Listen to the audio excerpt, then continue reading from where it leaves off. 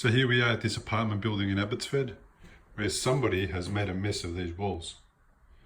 In fact, it was the air conditioning guy who needed to get to the pipes to install the air conditioning.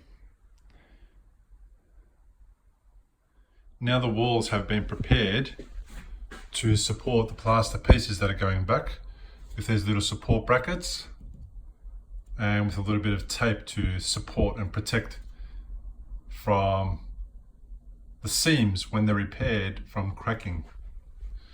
And you'll see we've done that right through, and in a moment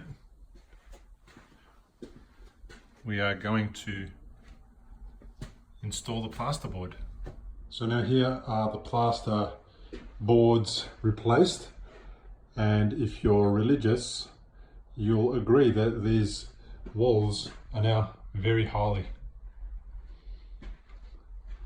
So all the boards inserted back into where they came from, and now filling of the holes begins.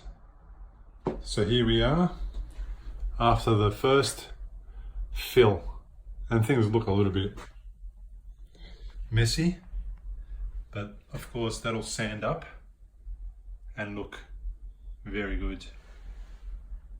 It'll also get a second fill,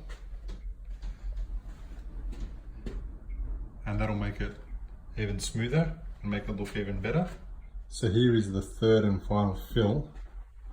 I skipped the second fill because it's not that much more exciting. And in a little while, when this part dries, we'll give it the final sand, the undercoat, and the paint. And then this room can go back to normal.